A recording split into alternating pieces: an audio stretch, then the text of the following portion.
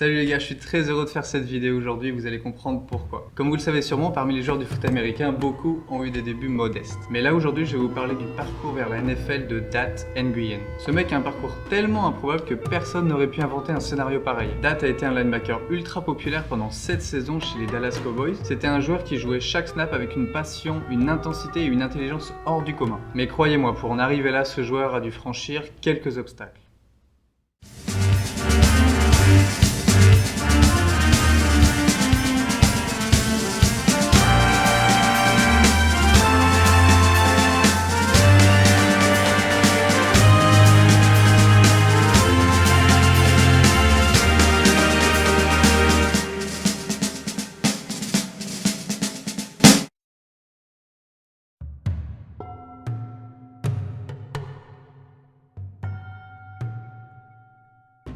Nous sommes en 1975, les parents de Dat, qui n'est pas encore né à l'époque, vivent dans le petit village de Benda, à l'extérieur de Saigon, la capitale sud-Vietnam.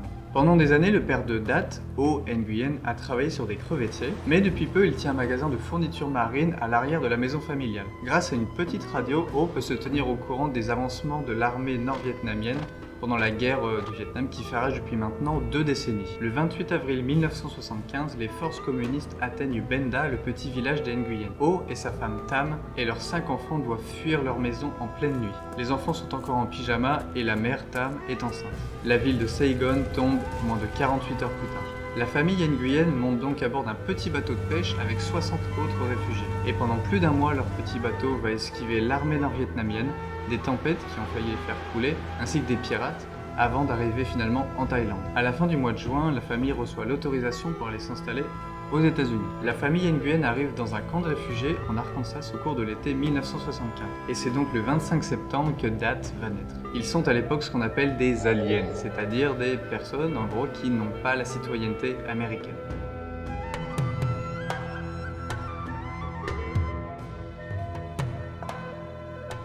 Les Nguyen ont déménagé beaucoup de fois durant l'enfance de Dat avant de s'installer finalement à Rockport, au Texas. Dat se met au sport assez rapidement et à 6 ans, il intègre une équipe de soccer et bien évidemment, il est le seul enfant réfugié. Mais à 11 ans, son équipe est maintenant composée aux 2 tiers de Vietnamiens et ce sont les seuls de la ligue. Et lorsqu'ils battent leurs 6 adversaires cette saison-là, aucun des parents dans les tribunes n'a applaudi. En fait, les parents restaient assis sur leurs mains pour montrer leur haine à l'égard des Vietnamiens. Il commence le football américain en 4e et comme il est très athlétique, c'est très facile pour lui de s'imposer pendant les matchs. Mais malheureusement, un jour d'entraînement, Dat va se faire suspendre de l'équipe pendant 3 jours parce qu'il trottinait sur le terrain au lieu d'aller à fond. Et après ça, Dat s'est promis que cela ne se reproduirait plus jamais. Pendant sa dernière année, donc en 1993, il est nommé joueur défensif de l'année pour son district avec 188 plaquages pour la saison. Ah, et il fait déjà 1m80 pour 105 kg.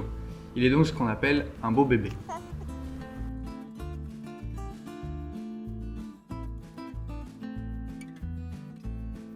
Après le lycée, il reçoit des offres de bourse pour aller jouer dans les universités de Michigan, Notre-Dame, UCLA, Florida, Texas A&M. Il décide de s'engager pour l'université de Texas A&M pour être plus proche de sa famille. Malheureusement, après l'obtention de cette bourse, il va prendre pas mal de poids et même Dat lui-même dit qu'à l'époque, il était carrément gros. Sur la liste de joueurs des Aggies de Texas A&M, il est même inscrit comme la dernière option de l'équipe. Le recruteur de l'école ira même jusqu'à dire que Dat est la seule erreur de recrutement qu'ils ont commis. Après l'apparition d'une photo peu flatteuse de lui dans le journal, le dénommé Fat Dat, c'est comme ça qu'il l'appelait malheureusement à l'époque, va changer ses habitudes alimentaires et va faire des séances de muscu supplémentaires, en plus de ce que faisait l'équipe. Dat passe donc sa première année de freshman sur le banc, mais sa deuxième année, lors du match d'ouverture des Aggies contre LSU en 95, il va être titularisé au poste de linebacker pour remplacer un joueur blessé. Et il ne va jamais abandonner ce rôle, il va être titulaire sur les 51 matchs consécutifs pendant ses 4 prochaines saisons. Dat devient le pilier d'une défense redoutée au niveau national qu'on surnomme The Wrecking Crew. Il mène l'équipe en nombre de plaquages pendant 4 années consécutives, c'est le seul joueur de l'histoire de l'école à le faire, et il va quitter l'école avec le record de nombre de plaquages. Le New York Times le décrit même comme, je cite, une tornade en crampons, un linebacker qui élimine des joueurs de 2 fois sa taille et qui flaire un jeu avant même qu'il ne se développe. Dat choisit de retourner à Texas A&M pour sa saison senior et son équipe va finir avec 11 victoires, 3 défaites et ils vont même remporter le championnat Big 12.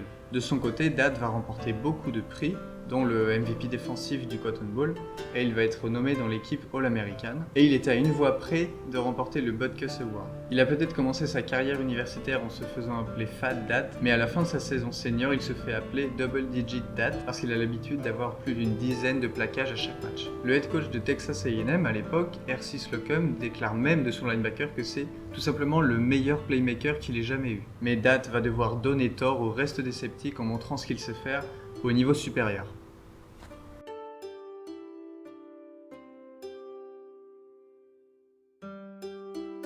Malgré les nombreuses récompenses qu'il a obtenues en universitaire, Dat est toujours considéré comme un linebacker petit et lent par rapport aux standards de la NFL, ce qui lui vaut d'attendre un certain temps avant d'entendre son nom prononcé lors de la draft NFL 99. Après un sérieux flirt entre Dat et la Nouvelle-Orléans avant la draft, c'est finalement les Cowboys de Dallas qui vont le sélectionner au 3e tour à la 85e place. Comme la défense des Cowboys à l'époque compte déjà des joueurs extraordinaires, Dat doit donc passer sa saison rookie en special team où il va finir par exceller. Il va même faire partie de l'équipe All-Rookie de la ligue cette saison-là. La saison suivante, Dat fait officiellement ses débuts en défense, mais après de nombreuses blessures, les médias vont remettre en question sa durabilité. Mais lors de sa 3e saison, Dat ne manque pas un seul match et il enregistre 172 plaquages lors de sa saison, soit le 2e meilleur total de l'histoire de la franchise à l'époque. En 2002, malheureusement, les blessures vont reprendre et lors du premier match de l'histoire des Texans, Dat va recevoir un sévère coup au poignet et il va aller voir un entraîneur pour qu'il le recouvre de ruban adhésif. Il va prendre des analgésiques pour pouvoir terminer le match. Et bien il va terminer ce match-là avec 11 plaquages, un sac, avec un poignet fracturé. Dat revient pour les 7 derniers matchs de la saison des Cowboys en jouant avec un poignet fracturé, avec un énorme plâtre autour. Donc plus personne après ça n'a remis en question sa durabilité. Il mène ensuite l'équipe en nombre de plaquages en 2003 et 2004. Malheureusement, son style rentre-dedans va lui causer une sévère blessure au cou en 2005 qui le prive de toute sa saison. Et en 2006, il annonce même la fin de sa carrière. En 7 saisons à Dallas, il n'a joué que 3 saisons complètes de 16 matchs et il a mené le club en plaquage à chaque fois. Mais même si ses jours de plaquage sont terminés, il reste encore beaucoup à accomplir pour Dat dans sa carrière d'après linebacker.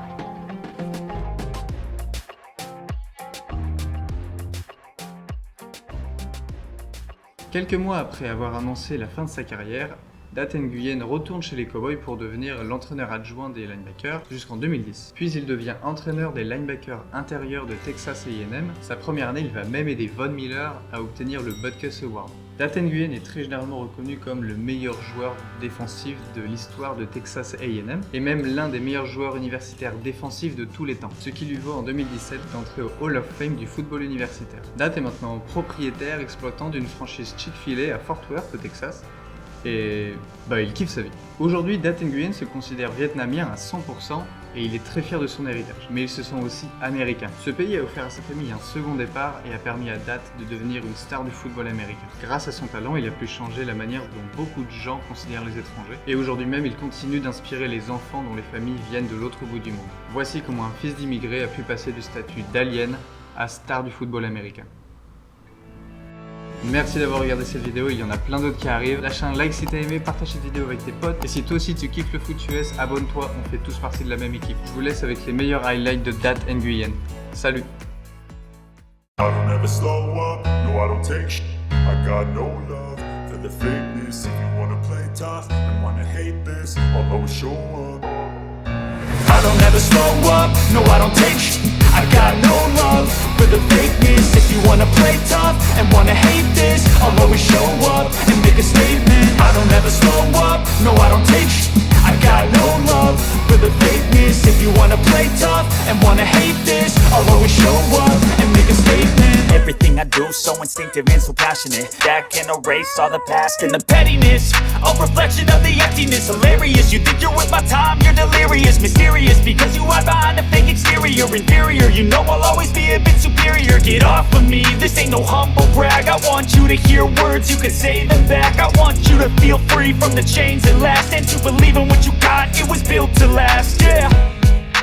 Now that I've been put through, I never got anyone's help. I had to do it all myself. I don't ever slow up, no I don't take shit. I got no love for the fakeness. If you wanna play tough and wanna hate this, I'll always show up and make a statement. I